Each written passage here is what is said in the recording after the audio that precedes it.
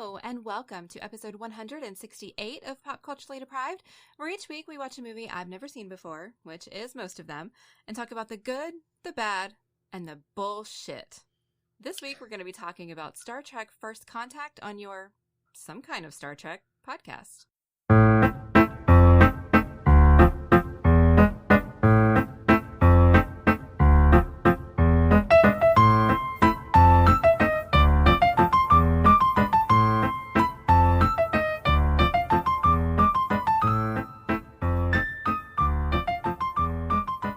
I'm Mandi K, and when I'm not watching Star Trek for the podcast, you can find me on Twitter at Mandi K.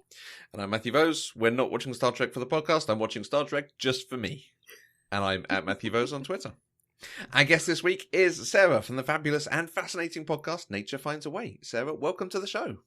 Thank you so much for having me. When I'm not watching Star Trek for a podcast, I'm also watching Star Trek just for fun. Yes. Yeah. Yes. Oh, this is going to be fun.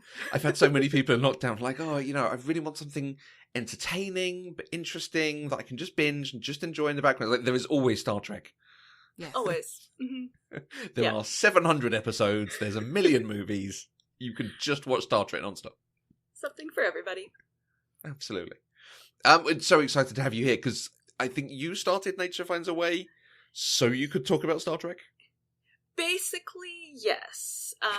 So I started a podcast called Nature Finds a Way where we talk about different pop culture and biology and nature and science. My friend Lindsay joined me after a couple episodes because I realized it was easier to have a conversation rather than do a bunch of research. And it is not entirely an excuse to make Lindsay watch Star Trek, but it's not that either. And then to get to talk about all kinds of cool science and bad science also. Yeah, but about 10% of your episodes so far have been Star Trek related. So yeah, that tracks. That tracks. But it's so cool. Like, let's talk about the biology of a whale rider, something that is, actually has nature in it, in inverted commas, but also the Muppets. Hey, yes, what children would a frog and a pig have? Confusing ones. Confusing ones. Yeah, no, we, some of our episodes have been a bit of a stretch, but we just try to have fun and, and do a little bit of science education and, keep our brains in biology even though we're not working as biologists anymore. Well, that all sounds amazing. We'd love it. It's just, it's fun, but it's interesting. All I want is to hear, smart people talk about the thing they know, so that's, perfect, because it's movies and stuff. Hey. Yeah. Nice. And, we get to come and talk Star Trek every so often. Yes. Which makes life worth living. Yes. Is First Contact your favourite of the films? Yes. Okay. First Contact might be my favourite in my top 5 of all movies. Ooh. But don't make me make that decision. I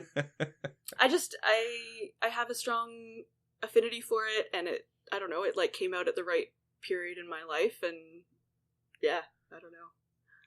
I find a lot of comfort in it. Yeah. Is Next Gen the series that was for you? Is that the one you grew up with, or? Yeah, I grew up watching it with my family. Probably the last half was watching live. I wasn't quite old enough to watch the first half, and then I love Deep Space Nine probably more, but in terms of my Star Trek and if I had to pick a crew that I wanted to join, it would be the Next Gen crew. Nice. Yeah. Awesome. Yeah. So presumably this came out, you were able to see it at the cinema as well? Oh yeah, I was in high school and totally went to this movie with my family and my parents. Yeah, because I'm that kind of cool.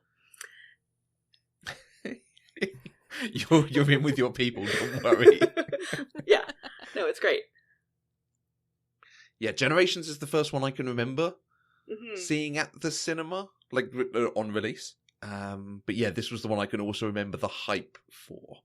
Yeah. And talking about the costuming they were doing and the redesign they were doing and all of this. So. And this one felt more like a specifically Next Generation movie rather than a continuation of the other 6 original series movies. Yeah. Absolutely. It was kind of its own thing.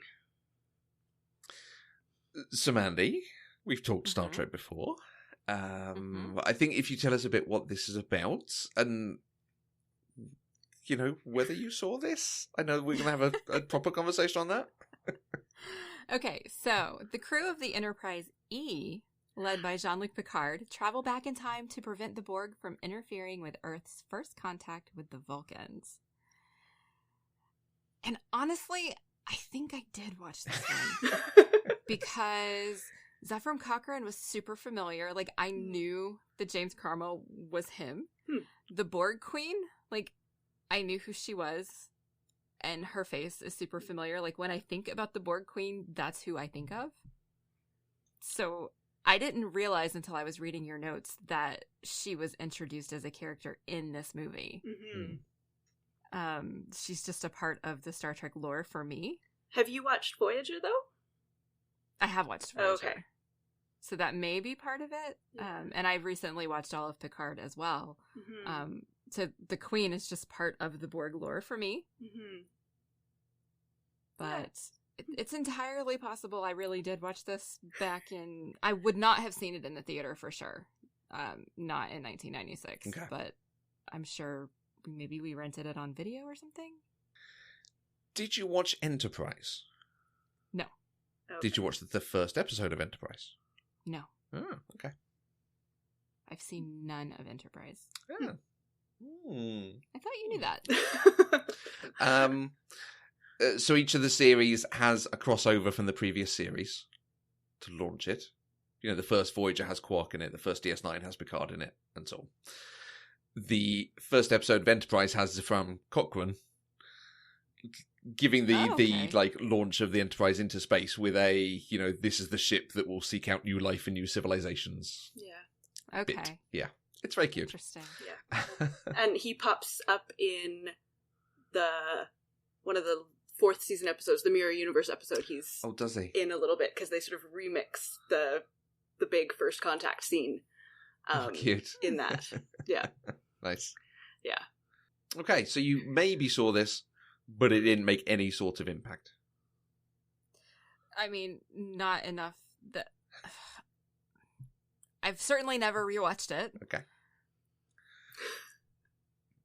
That's where we are. That's why we're talking about it on the show. Yeah, Give me a break. We'll dig into the impact that it made this time in a little bit. If I had watched all of these Star Trek films and things back then, we would not be currently talking about them and making your whole day right now. So give me a my break. whole week, frankly. Basically. Getting to research and building up to talking a Star Trek film, I'll take it. Thank you. Yeah. Okay. You're welcome. For people who don't know or want to be reminded, Star Trek First Contact is a 1996 film. It was directed by Jonathan Riker Frakes and stars the crew from Star Trek The Next Generation along with Alfre Woodard, Alice Krieg, and James Cromwell. The film made $146 million against a $45 million budget. It was well reviewed by critics, who appreciated the performances of Patrick Stewart and the new actors, as well as the effects of the Borg and the introduction of more full CG space effects to Star Trek.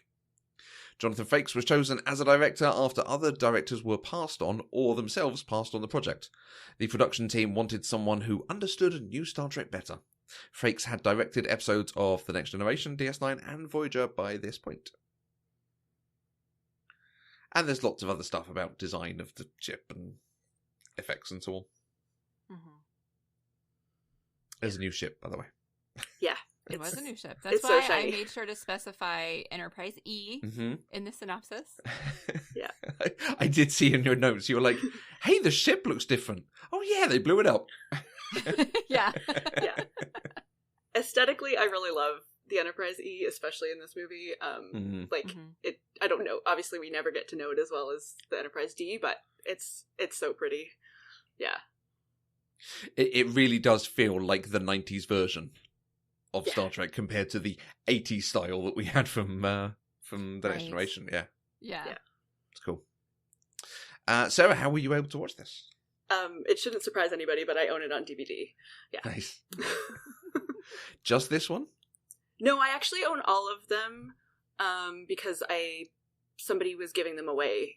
Like a friend of a friend was giving away all of their Star Trek film DVDs. So then for a while I had 2 copies of several of them. But I think when I moved recently, I brought it back down to 1 of each. Yeah. giving away Star Trek? I don't understand. I know, it was weird. I think it might have been like their ex moved out of the house kind of situation. Okay. Like they weren't theirs. Take it. Okay, Yeah. got it. Mandy. Joseph does own all of the Star Trek movies, so I was able to watch from his collection, but it is available on the IMDb channel for free with commercials. What's the IMDb channel? Is this another streaming service or? Well, it's a channel that's available on Amazon. Okay. It's a free channel on Amazon, and you might be able to add it to Roku as well. But IMDb has a channel now, and it's free. I think that's with an America commercials. thing. I don't think we have any of that in Canada. Oh. Yeah. So, yeah. If you want to watch it for free with commercials in the States, there you go. Cool. It's on Sky over here, and I own it. Of course it is. Would you believe? And of course you do. Yeah. This is in a box set of all the movies, which I got to replace all the individual movies. So then you did give away Star Trek. Probably to a charity shop or sold on eBay or something. But Okay. yeah, it wasn't like I don't want this anymore. Okay, so it talked about adding 3 new actors. Alfie Woodard, James Cromwell, and Alice Krieg. Mandy, any experience of them elsewhere? I forgot that we've actually done 2 movies on the show with Alfred Woodard. So there we go. She was in Scrooged and Grand Canyon. And I mean, I know her face from other things, but those are the 2 that I can actually name. James Cromwell, when I think of him as the farmer in Babe. Yeah. That's just right. that's who he is. But he was also in movies like Deep Impact and The Green Mile, and those are wonderful roles as well. Alice Krieg, I was watching it thinking, this woman is so familiar to me, but I cannot place her. And then I looked it up, and she's Queen Helena from the A Christmas Prince movies on Netflix. Yeah, I remember seeing her in A Christmas Prince and like having to immediately look it up because I was like, why do I know her? Yeah. Nice. Yeah. Between them and Neil McDonough, we have like lots of Marvel people as well being added to this. Because Alice Krieg's in one of the Thor movies. Neil McDonough obviously is in both DC and Marvel. Alfie Woodard is in Civil War. Marvel might be this decade's Grey's Anatomy, maybe. And Star Trek, because Star Trek is the one from before that. There was always Star Trek. Yeah. So we've kind of talked about, similar things that you've seen to this, because we've covered what Star Trek you know before. So, Star Trek First Contact, did you enjoy it? I did. It's my favorite of all of the Star Trek movies we've talked about so far. Oh, really? Nice. Interesting. Why? Well, so I'm going to go ahead and jump into the first thing that you wanted to talk about. This is basically just an expanded TNG episode. Okay. And I loved TNG.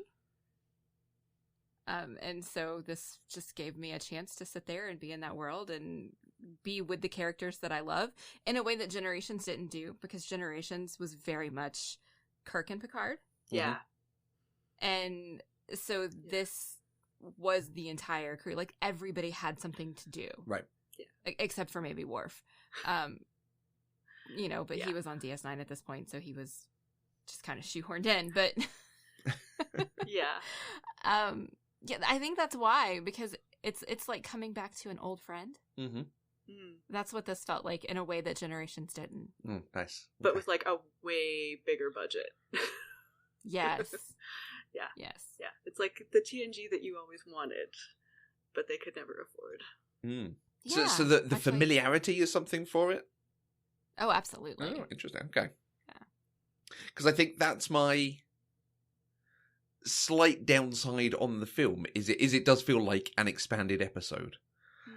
And I think it might be the comparison of the majority, if not all, of the original series movies feel so much more than the original series itself. Now, there's like at least 10, if not 20 years between them. So yes, it would do. But this does feel like they've taken that TV show and put it on the big screen. Yeah. And I'm perfectly fine with that. Okay, so. nice. Yeah, me too. I think maybe, like, because other than Worf, they're all on the Enterprise going about their day-to-day, whereas in the original series movies, like, they are actually sort of reconnecting to go on an adventure or something. Yeah. Maybe that's part of it. Yeah, I think so. Yeah, because absolutely the change in effects, the fact that we're now not just using sort of miniatures on a bit of string, attacking each other, things like that. This is the big space battles that would then come to DS9 and Voyager and so on. Yeah, doing cool stuff. It feels awesome. Yeah. And also they were able to reuse a lot of the sets and props and costumes and stuff from this movie, especially in Voyager. Yeah. Although it goes both ways, so they then used Voyager's sickbay for the sickbay scenes, because why wouldn't you? Yeah. And it already had the EMH built in. It's great. Exactly. Right? Yeah. Which, like, that cameo is just, it's perfect. It's having delightful. come off, we've talked a lot about things like Star Wars recently, and some of the DC stuff and some of the Marvel stuff and so on, doing fan servicey reference characters coming back and all of this.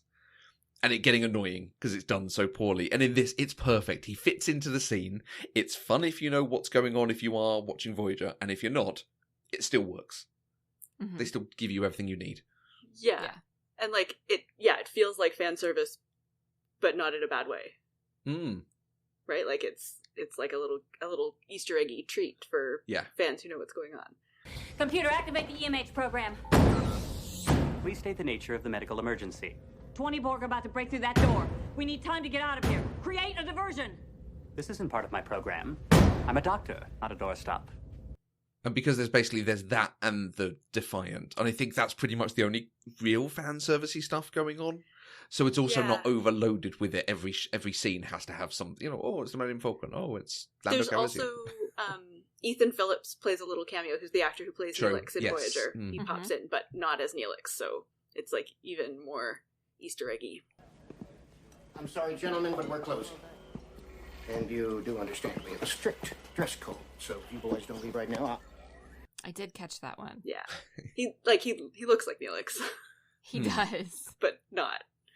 Yeah. It's the whiskers, I'm sure. Yeah. They also changed the Borg for this.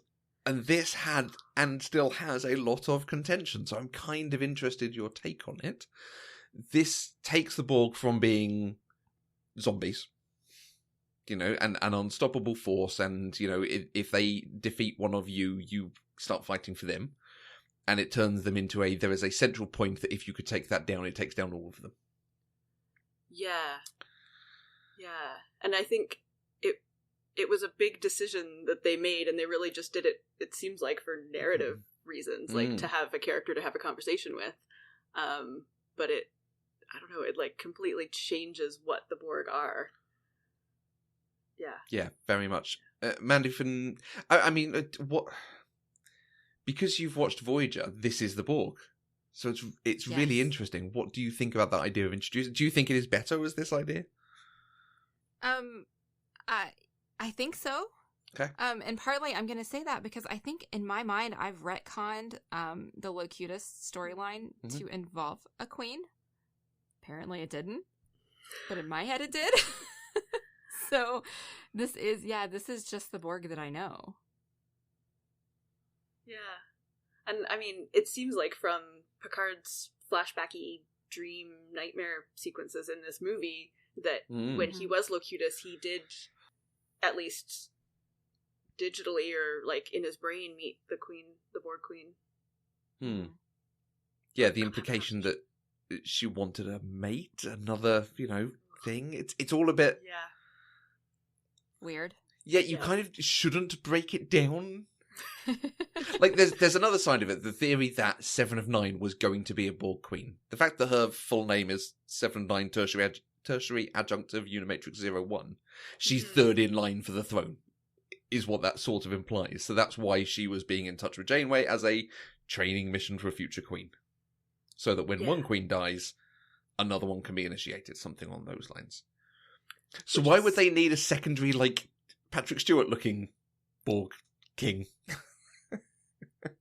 Yeah. Maybe she was just that's weird. lonely. I mean, because the queen is not, I mean, she is part of the collective. Like, she rules over the collective, but she has her own individuality. And there's nobody else in the collective who has that. So she is alone in the middle of the collective, which feels counterintuitive. Mm-hmm.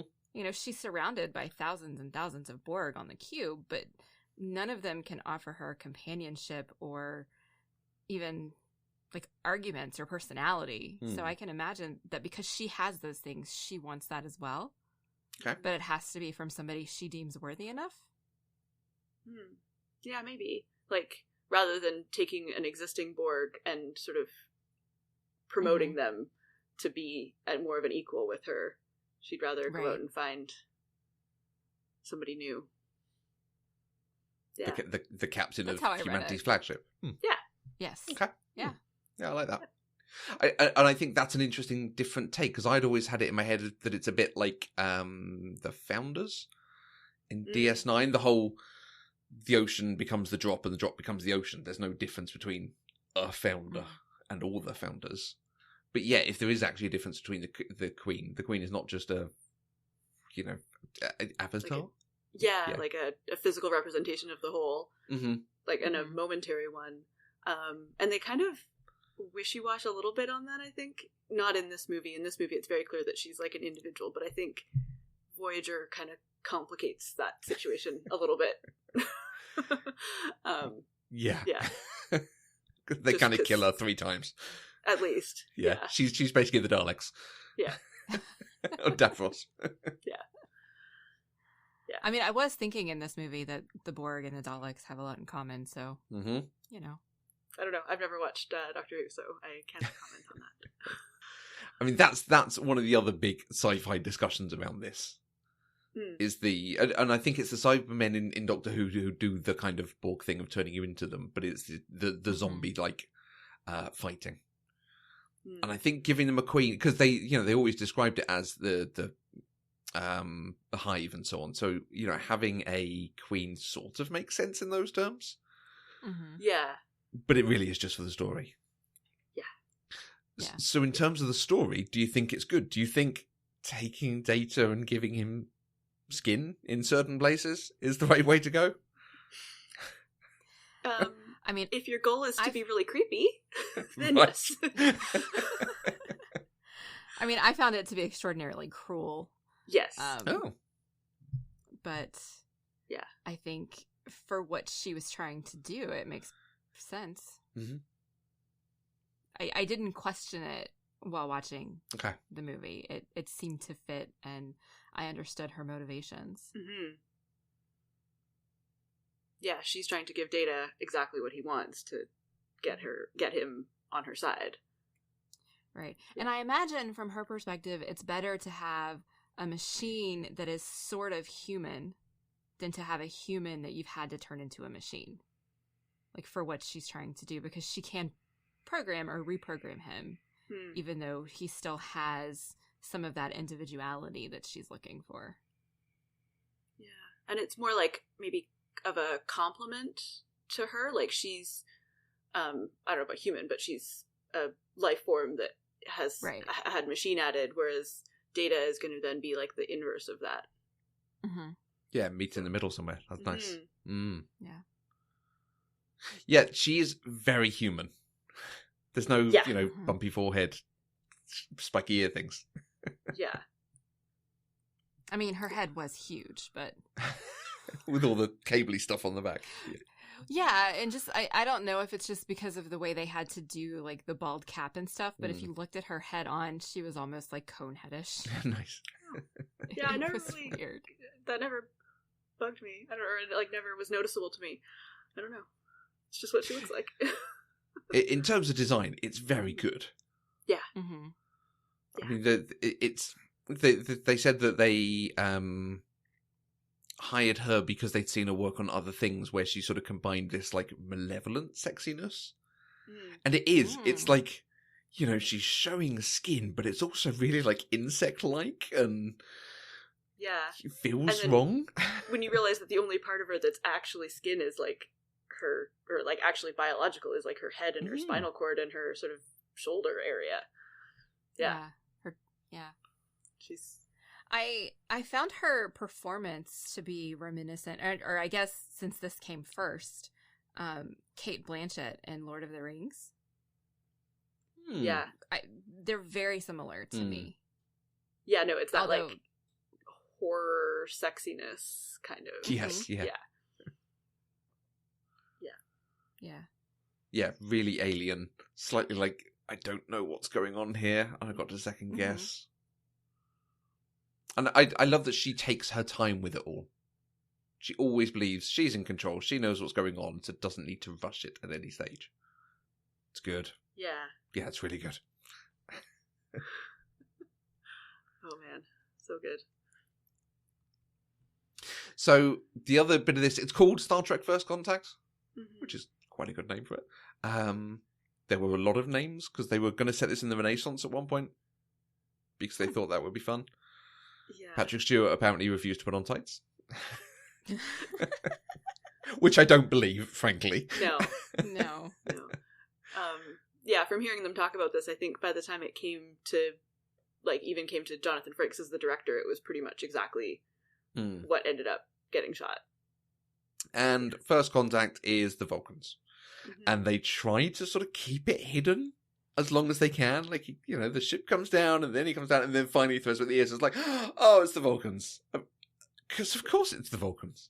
Yeah, who else was it right. going to be? Mandy, did it surprise you? Did you go like, Vulcans, right? The Vulcans? No, this wasn't a reveal, right? Like, right? I always knew First Contact was the Vulcans. So...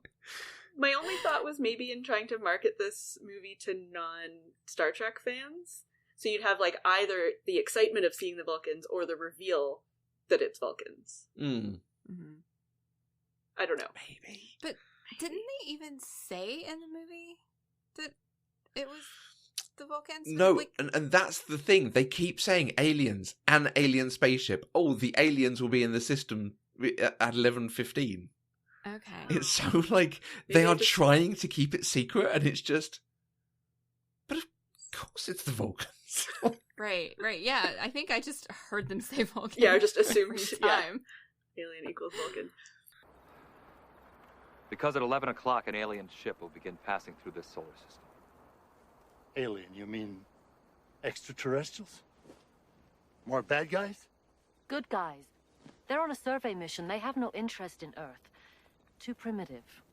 Oh. Doctor, tomorrow morning when they detect the warp signature from your ship and realize that humans have discovered how to travel faster than light, they decide to alter their course. They make first contact with Earth, right here. Here? Actually, over there. It is one of the pivotal moments in human history, Doctor. You get to make first contact with an alien race, and after you do, everything begins to change. I feel like it's doing something strange there, where like everything else is very assured. Whether it's a massive film, exactly like you say, this is an episode, and they know how to write this stuff pretty damn well by this stage. Yeah. So it splits off into two plots. Mandy, any thoughts on the two plots? Any of the characters we're introduced to that you wanted to pick up on? Wow, you put me on the spot with that question. I really enjoyed both plots. Okay. And I actually forgot until the very end that the crew that was on Earth had no idea that the Borg were on the ship. Which is kind of a big thing. Yeah, it's funny, like, I thought they did a really good job of keeping the two plots sort of, like, progressing simultaneously without any connection between them. Yes. Yeah. It's like one of the things that I really like about this movie. It's like two separate, like totally separate storylines that obviously have a big impact on each other, but there's no overlap between them other than at the very beginning and the very end. Yeah.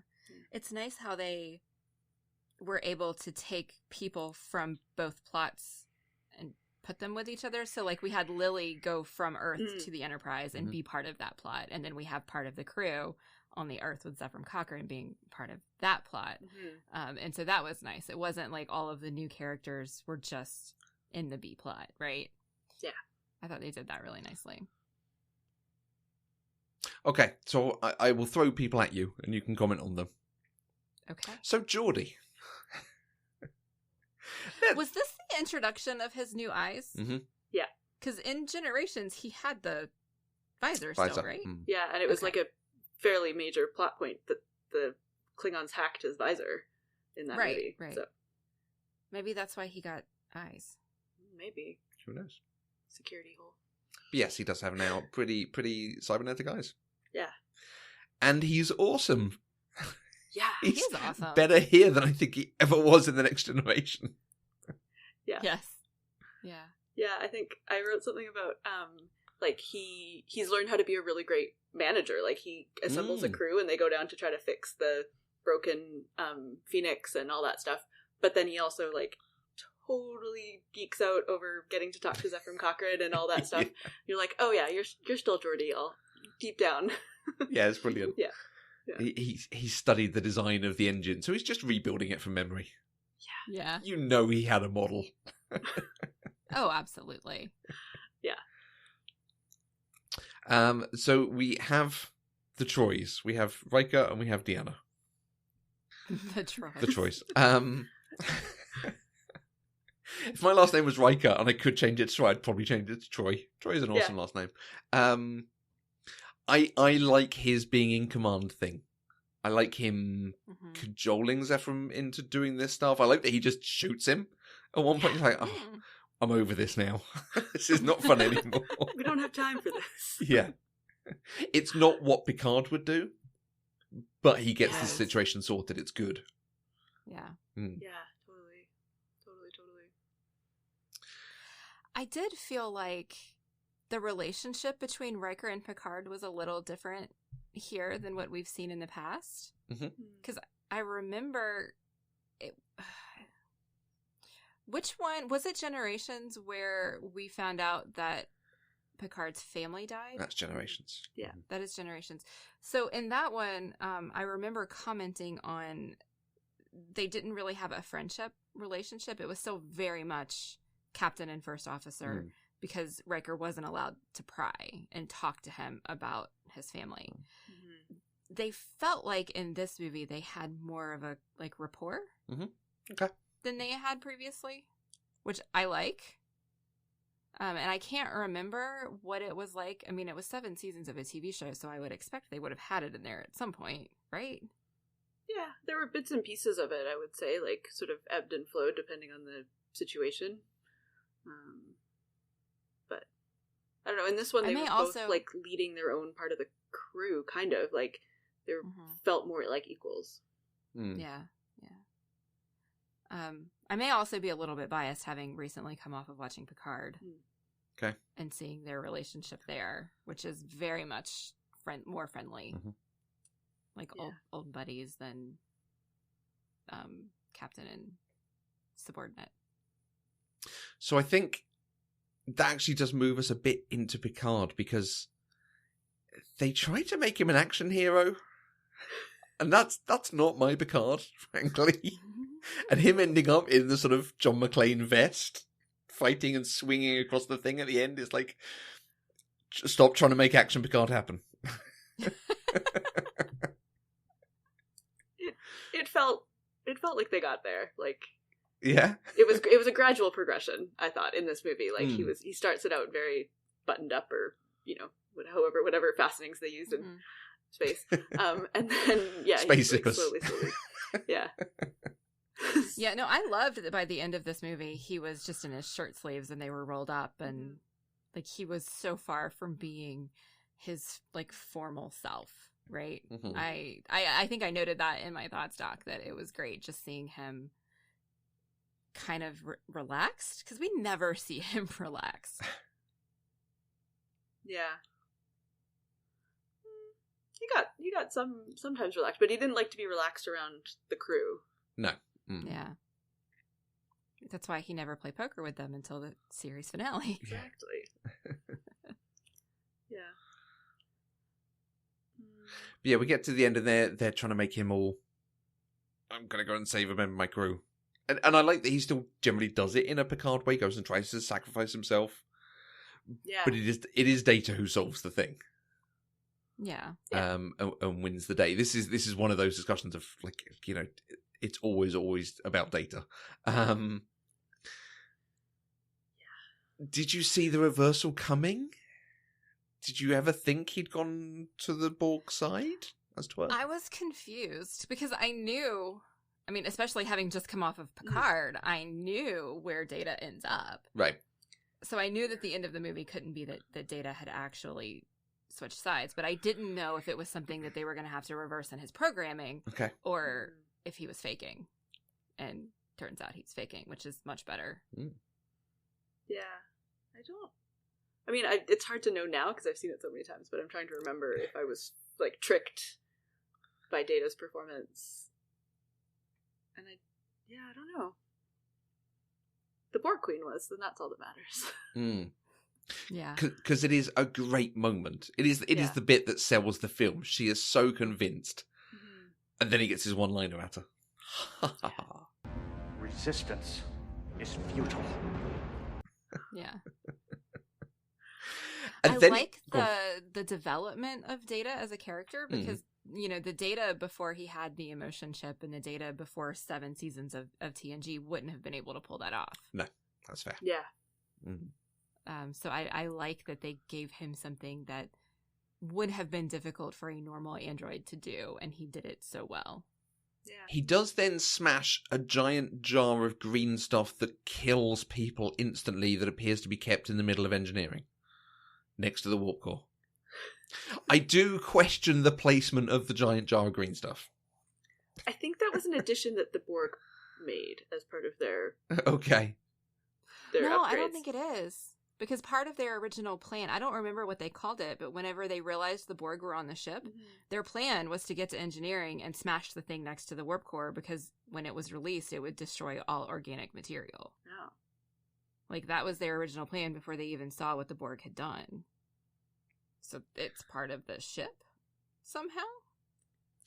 It feels like one of those attacks where everyone sort of goes sideways across the set and someone clips it badly or something. And the show's done. Yeah. Everybody's hooped. Yeah. But it does have the great thing at the ending of, you know, you get the reversal, you get the smash, you get a bit of action and so on. And then you get a nice bonding moment between them. Like, the film really does cover everything a Star Trek film should without leaning too far into, like, the 2009 films, the Kelvin timeline films that go really hard into sort of sci-fi action. Yeah. And being more than the original series films that are a bit more cerebral, maybe. Yeah. There were lots of funny moments in this, though. Which is, I don't know, helps it from being too scary. Yeah, absolutely. Like, it covers that because you've got the scary, but you've got a lot of very good fun. I mean, that's kind of what Worf is there for a little bit. They use him to be quite fun throughout. I do remember when I first watched it actually being worried that they were maybe going to have brought Worf back to this movie from Deep Space Nine to kill him off. Assimilate this. Oh, really? Yeah. Oh. Wow. That would have been a thing. Yeah. Yeah, like I'm not like shocked that they didn't do it, but you know, I was like young and loved Worf and loved Deep Space Nine and was like, what are you doing? So that was a good relief. Yeah. The whole bit with the Defiant is awesome. I mean, that is, again, a bit fan servicey, but it is like, yes, take them, kill them. Yeah. I just think it's fantastic that I am at a point in my life where I recognize a Defiant class ship. Yeah. I was like, I saw it and I was like, oh, that's a Defiant class ship. Well, I should not know this. And then I was like, maybe it is the Defiant. And then it was. Yeah, and it's Adam Scott from Parks and Rec is the pilot, the Defiant. Sir, there's another starship coming in. It's the Enterprise. I missed that. Yeah, it's just one of those, you know. I'm gonna have to go back. Bit part when he was a young actor. Yeah, actors getting jobs. That Worf wants to fly into the Borg. Perhaps today is a good day to die. Prepare for ramming speed! Of course he does, it's Worf. Brilliant. Yeah, that's great. It is a little bit of a shame because the instruction of the Defiant is all, oh yeah, they built this because they were worried the Borg might come back, so they started building a ship that could fight the Borg. It fights the Borg once and almost gets destroyed. Come on. Yeah, it does a much better job of being the Defiant than fighting the Borg. Yeah. But clearly they didn't know about the unimportant spot that Picard knows to shoot at. Yeah. That was weird. Mm. That was weird. I was like, why didn't Picard tell everybody about that spot? Or, alternately, since we know in Star Trek that admirals are generally terrible, maybe he did tell them, and they were like, oh no, it can't be that important, and never told anybody else. Yeah. Yeah. I don't know. More likely the latter. Yeah. Because the line they use is something like, oh, that seems to be, you know, in fact, I can't remember exactly what it is, but it seems to be like, oh, it's unimportant, it doesn't do anything. Like, give us some reason why then. Give us that he's shooting at the bit where the sphere is because he knows that's the important bit. Something.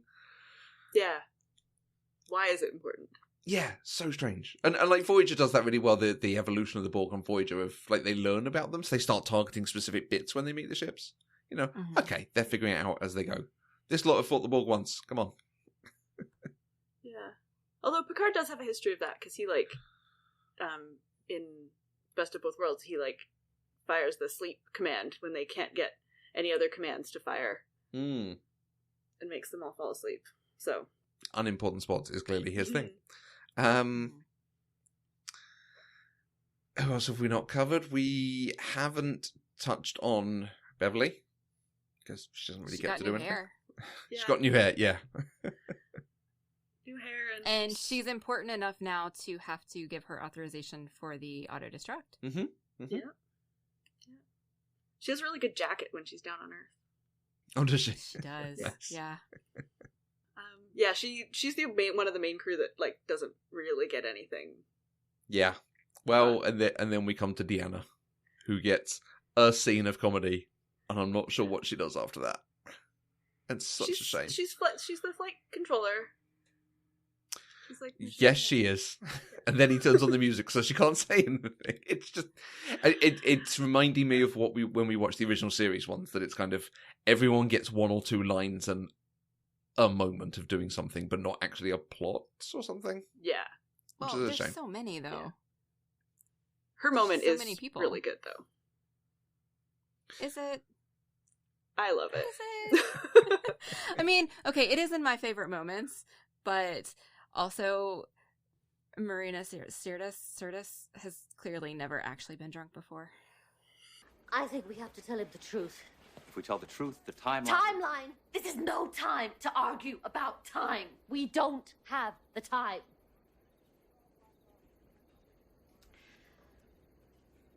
What was I saying? Which I think makes it even funnier, but... Yeah. I really like it. It's cute, is what it is, because it's not the sort of typical drunk. Going too far with it or something. And, you know, heavy slurring and everything. It's just, she's quite tipsy. Yeah. I like it. Riker laughing at her was amazing. Yeah, right. Like, I don't think he was acting. No, I don't think so. Yeah. Yeah, no, it's consistently makes me laugh no matter how many times I've watched the movie. But yeah, she doesn't really get like a good character-y moment, like well, like all the guys do. So sadly so. Yeah. However, Lily does get a lot of stuff. Lily pretty much gets what would normally be the Deanna role, talking to the captain, and that bit at the end, getting some of the explanations, diving into the story so that he can speak to her at the end. I quite like her learning more about the future and being up in the ship and seeing Australia out of the ship and so on. That's a nice moment. But then her bit with him at the end is pretty much what this film is remembered for. Mm-hmm. When they're in the ready room together. It took me a while for her character to grow on me because I did not like her to begin with. Okay. Because all she did was yell. Right. Like, she yelled, she was kind of hysterical, and she didn't come across as particularly likable or interesting. But after she met Picard, she became more interesting, and she stopped yelling. Okay. Which was nice. Yeah. Yeah, that scene in their ready room with the ships and stuff is just like so great. And I guess it had to be Lily because no member of the crew would yell at Picard like that. Okay. Yeah. Right. And they didn't, right? That's why Beverly's like, the captain gave us an order, we're gonna do it. And Lily's like, no. And so she goes and follows him and calls him on it. Nobody, I don't think Deanna would have called him on it if she had been up there. I think it had to be an outsider. Yeah. Yeah, and they don't do an explicit, I'm not part of his crew thing. She just does the thing. Right. It's nice because, yeah absolutely. And I like the reversal, she calls him Ahab. He quotes Moby Dick and she's like, I never read it. I know the reference. It's fine. That's all you need. Yeah, it's good. It's a good character. It works. I think she owns it. I think it's a a memorable one. Yeah. And that part feels realistic because I know more about Moby Dick from this movie than I do from anything else. Nice. Right, exactly. Yeah. Is there also something that it kind of inverts the Star Trek trope of the villains quoting Shakespeare and classic literature and stuff? Oh yeah, I didn't even think about that, but yeah, I hadn't thought about it until now. But yeah, yeah, we always have to have classic literature invoked, but doing it this way was definitely different. Yeah, and funny.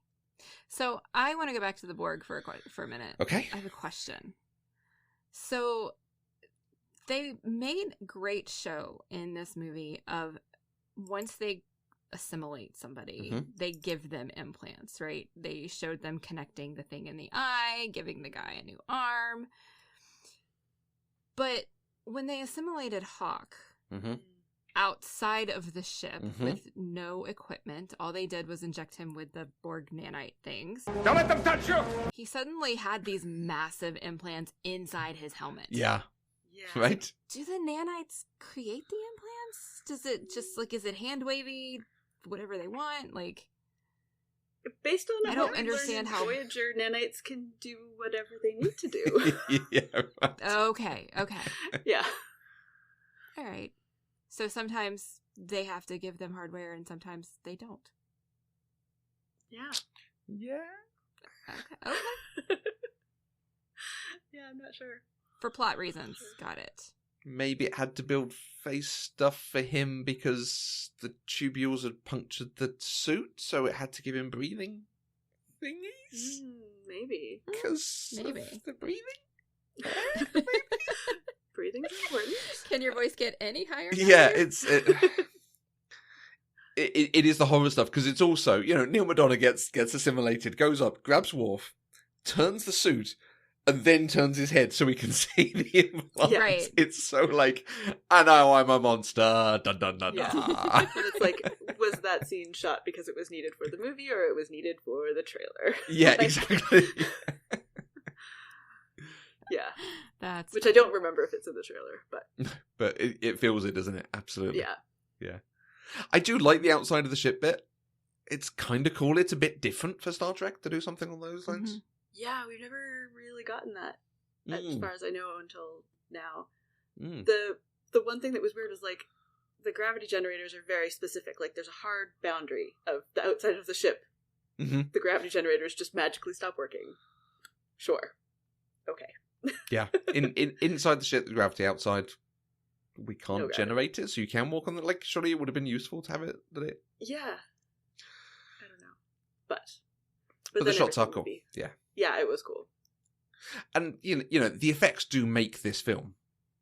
If we're talking, the like great sci-fi stuff, the kind of aliens horror-esque stuff of the Borg taking over the ship is really good. The effects on the Borg bit, the bit with the screw going into the eye is fairly graphic.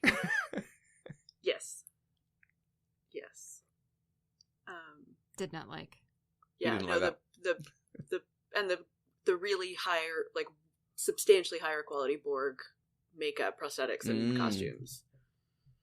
Yeah. It's interesting when you like watch this or watch Voyager and then go back to like the original Borg episodes in Next Generation. You're like, oh yeah, they were very minimalist Borg. None of that green stuff. No. This introduced the Queen and the colour green to the Borg.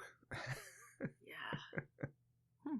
Yeah, I feel like the color that before this I would associate with the Borg is the red from like their like eye gun thing. Yeah, laser thing. Because I think certainly the first episode they're very just like grey. Mm-hmm. Mm-hmm. Mm. Yeah. No colors. But now it's not just green, it's the Disney evil green. That sort of lime green of like Scar. Yeah. Scar Brilliant. and Maleficent. Yeah, very Disney evil green. Yes, very much. Yeah. The other thing about the Borg that I feel like is not done well from a continuity perspective is you can't save anybody who's been assimilated from the Borg unless your name's in the credits. And then we can save you. Yeah. You know, we've already seen Picard become fully assimilated and then unassimilated. Like, he doesn't even have implants anymore. Mm-hmm. Like, they made him fully human, right? And we've never seen that with it. Even in Picard, the show, where they they made them XBs, they all still had remnants. Mm-hmm. You know, and Picard was able to fully get rid of all of his implants. And so why is his perspective, if you come across a crewman who's been assimilated, kill them? Because you're doing them a favor, right? But then he tries to save Data. Mm-hmm. You know? Yep. They're not going to try to save Hawk or Ensign Lynch. We're just going to kill them. Like, it's not consistent, and I wish it was. And, I mean, I get it. You know, I think this world's version of the red shirt, but... Yeah. And, like, with Lynch, like, they were in such an emergency situation that there was no... Like, you can't just, like, stash him somewhere until you have a minute to save him. Whereas, like, with all the ones at the end... I mean, maybe they saved a bunch of the ones, like, all the Borg that were left on the ship. I don't know. Yeah. It was just interesting. Yeah, watching it. Yeah, I mean, if there's a line of, you know, but it took Deanna and this thing for me to be able to be saved, and we just don't have the time, we cannot do that here with so many people. Like, you know, I was the only Borg on board. So it's different. It's but it needs that line almost just to sort of hand wave it away a little bit. Yeah. Well, that's a little bit like, how traumatizing that experience was to him that, like, he would rather, like, if he will put somebody else through it, even though it saved his life. True. I don't know. Yeah. Yeah, because it is one of the things of, like, they never explored it and they never really went into the effect of it. And they were talking about this in the build-up to Picard. Like, we're going to look at him and the Borg and do some of that. It's like, but they did, like, go into it a bit on the show because they had a number of Borg episodes and we had a movie about it. You know, we have covered Picard and the Borg. You know? And, like, we know that he's still traumatized by it based on this movie. Yeah. Yeah. I don't know. I mean, it was cool having him meeting Seven. That would be more interesting to see that evolving, their differences and similarities. Yes, that was my favorite part about Picard. Not to turn this into a Picard episode, but yeah. So, the other thing for me, it's not related to the Borg, is I liked the little bit of hand waving. They did a lot of hand waving in this movie. But they did this little hand wavy thing to explain why the Vulcans didn't detect the Enterprise. Right? Did they hide behind the moon, I think? Something like that. Or some I don't know. Yeah. But they had a line that explained it, so it was great. But what I don't understand, though, is how the 21st century wouldn't have detected the Enterprise in orbit around the Earth. Right. I think it's an indication of, like, how ravaged by World War III everything was. You know, the fact that it's, like, random dudes in Montana, not really associated with any government or large corporation. It's just, like, they're just random people building a spaceship, right? Like, there's not really big government or big corporations left. It's kind of just, like, blobs of people doing their best. Okay. I can work with that. I can go with that. Yeah. the timing of World War III, now that we're much closer to it, is Right. interesting. Like, could it happen? Yeah. But so I was thinking about it, and it's like, it seems when the sort of Star Trek timeline was established in like the 60s or 70s, you know, like going almost 100 years until there was a world war, at that point seems like that would be amazing. You know, they'd had 2 world wars within 50 years at that point, basically. Whereas now that we're getting closer, it seems much more pessimistic to think about a world war happening in the 2050s. And it again being fundamentally different, like, you know? Yeah. Who knows what the world's going to look like in June, frankly? There is that. Yeah. We should start putting a thing at the beginning, just complete tangent. We should start putting a thing at the beginning, like, this was recorded on the 11th of May, and, you know, lockdown was at this stage in these countries, and we all want to go to New Zealand, because they appear to have it sorted out. Right? I always want to go to New Zealand, not just because of this. Well, yeah, there is that, yeah. Actually, funny New Zealand story about this movie. I lived in New Zealand for my 3rd year of university, and I went just with like a suitcase and a backpack and my, 2002 laptop of giganticness with a CD or DVD drive on it. And I took a limited number of DVDs because I knew that I didn't have a lot of space, but also I wouldn't be able to, any DVDs that I bought there would be region encoded and wouldn't work on my computer. And this was one of the DVDs that I took with me. Oh, nice. Yeah. So I watched it a lot that year. Yeah, you know, you talk about it is fun and it's action, it's interesting. Like, this is a very rewatchable film. Yeah. So some of them have aged better or worse. This, I think, does still hold up, even after Voyager and other, big sci-fi bits of the franchise. Oh, absolutely. And it's got the great character moments of those TNG characters that I love. Yeah. Yeah. So then, are we ready to actually gush about this movie and talk about our favorite moments? Absolutely. Matthew, do you want to kick us off? I've mentioned the effects a bit, and like part of that is because I can remember watching like movie shows on TV talking about upcoming movies and interviews with people who were designing the Borg, and the fact that the Borg LED things flash Morse codes of people's names and so on, like cool stuff like that. They were doing some awesome things. The effects on Data, where he's got like the skin and real eye on his face and half not his real skin, half his android skin. So, like, it's really good. You can see the scene, but you're meant to. So that works.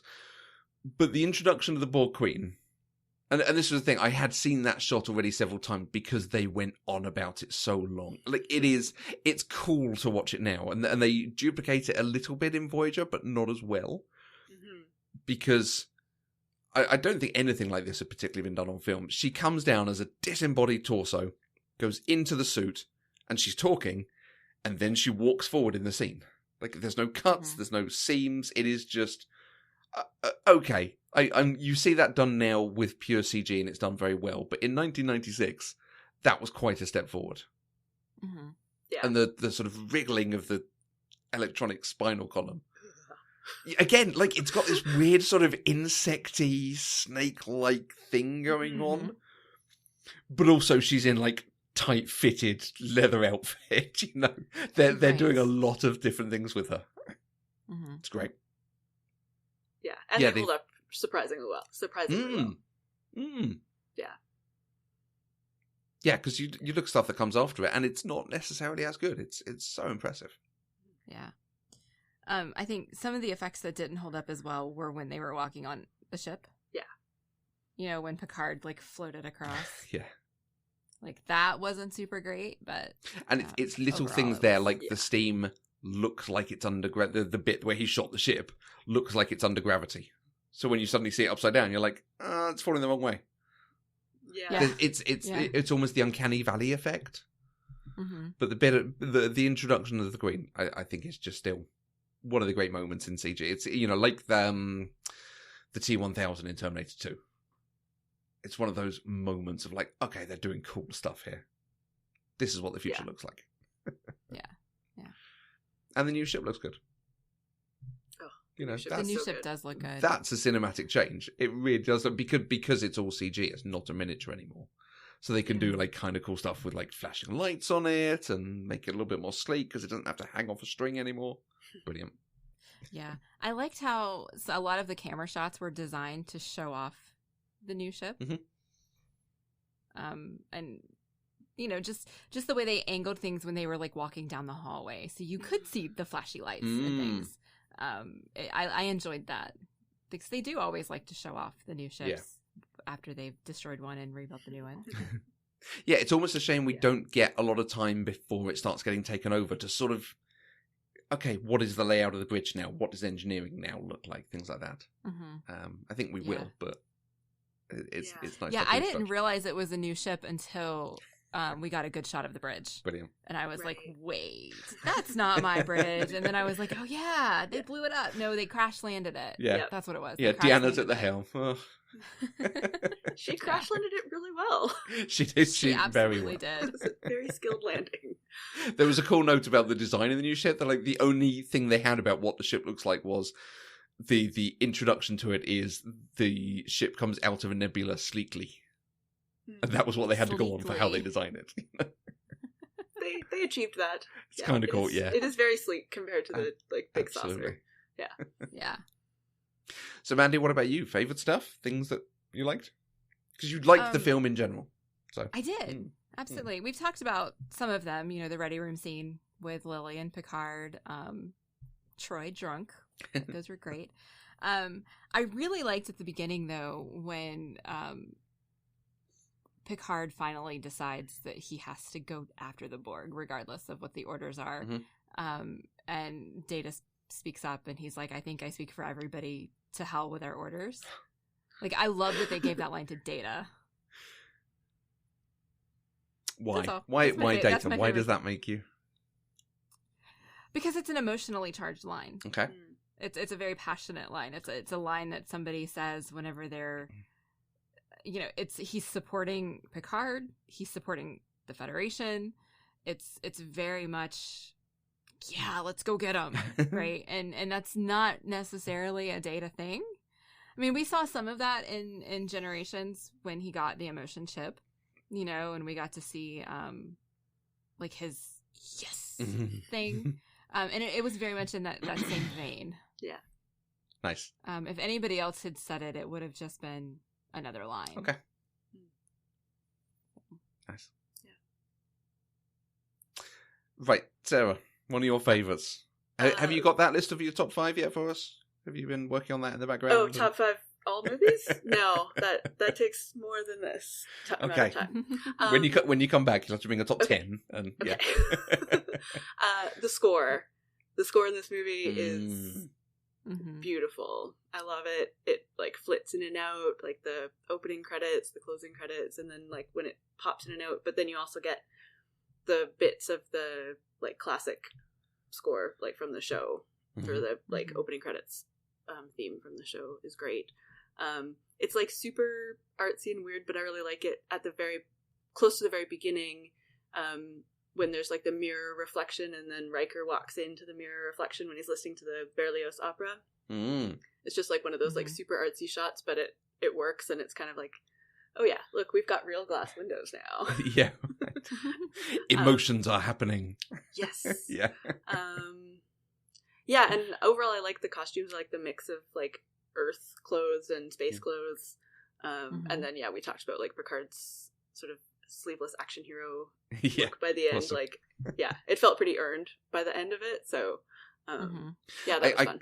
I quite like when we talked Generations, we were tracking a bit with the uniform changes because they started putting some of them in DS9 uniforms. It's kind of cool that this is when the uniform changes for DS9 into the wartime uniform with the grey lapels. Yes.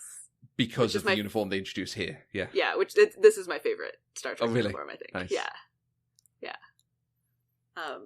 Yeah, I think, yeah, those are my favorites. But yeah, if I had to pick one favorite from the movie, it would be the score. It's wonderful. I did think of you, Mandy, when it started, and it's like, oh, it's the bit of music that Mandy likes that wasn't in Generations at all.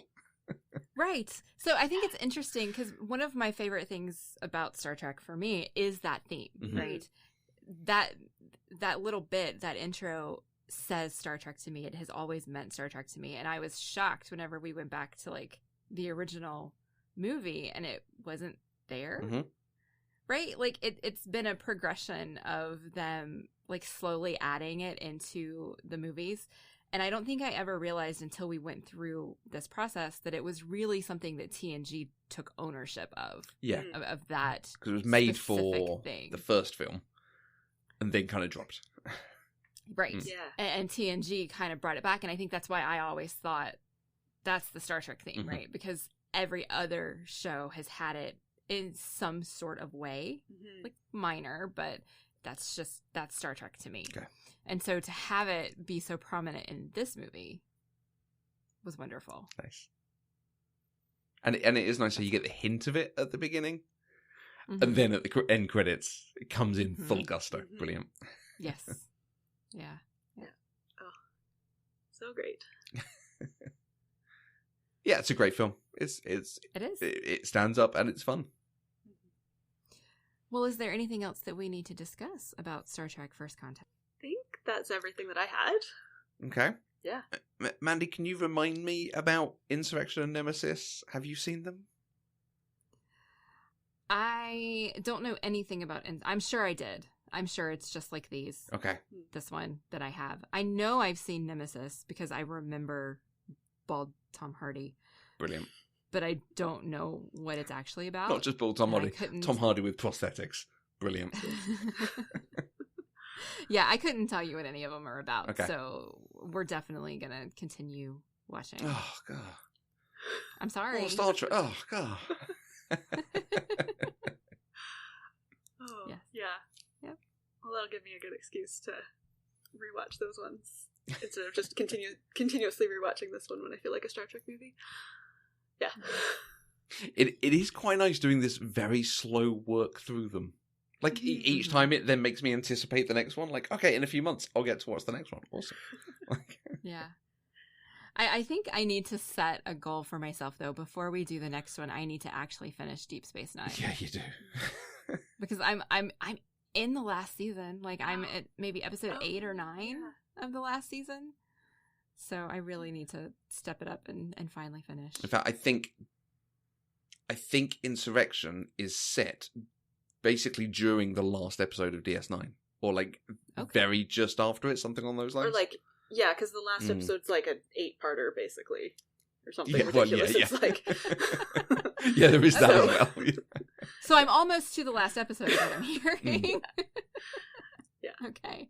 I don't know about on Netflix, but on like the like IMDb and stuff, it's like part 1, part 2, part 3, etc. for a long time. Oh wow. Yeah, they basically went, hey, we're finishing. The network can't tell us not to do this anymore.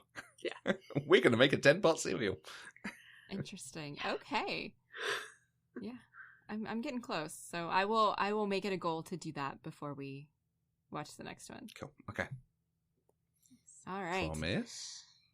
I promise. Good. More Star Trek. I promise I will try. I promise you'll do it. Thank you. I promise I will try. All right. If you would like to join the conversation, you can use the hashtag PCDeprived on Twitter. You can find us on Twitter, Facebook, and Instagram at Eloquent Gushing, or you can send an email to podcast@eloquentgushing.com. Sarah, thank you so much for joining us. Thank you for bringing on Star Trek. It's always exciting when someone does. Yes. Always happy to talk about Star Trek. Where can people find you? Where can they find Nature Finds a Way? Yeah, so Nature Finds a Way is on Facebook, Instagram, Twitter at Nature Finds a Pod. And then I also have another podcast all about whales and science and cetaceans, and that's at whaletales.org. TALES, like the stories. Clever. Yeah. Brilliant. Thoroughly recommend checking them out. Thank you very much for joining us. Is there anything else you would want to tell us you think that Mandy should go and find? I mean, I'm just in general recommending Schitt's Creek to everybody that I talk to these days because it's Canadian and I'm Canadian and it's just delightful. So if you haven't seen that, I would recommend it. Not necessarily for the podcast, just in general. I just finished season 1. Nice. So I'm slowly, like, it's the one that I go to when I just kind of want something light and fun. Yes, exactly. That's what I go to. And so Yeah, and the last sporadically season do it. is on Netflix, like mid-May, I think. So, Okay. Yeah, and who doesn't want light and fun at the moment? That is what we're on search for. basically. Pop Culture Deprived is completely funded by our lovely listeners like you through Patreon. Anything you can give gives access to exclusive content, early access to shows, bonus shows. You can get exclusive physical merch like stickers and magnets and coasters. If you want to find out more, you can visit patreon.com/eloquentgushing. And we will be back next week with another episode where we are going to talk about cellular with Lindsay, also from Nature Finds a Way. Until then, I'm Mandy K. And you broke your little ships.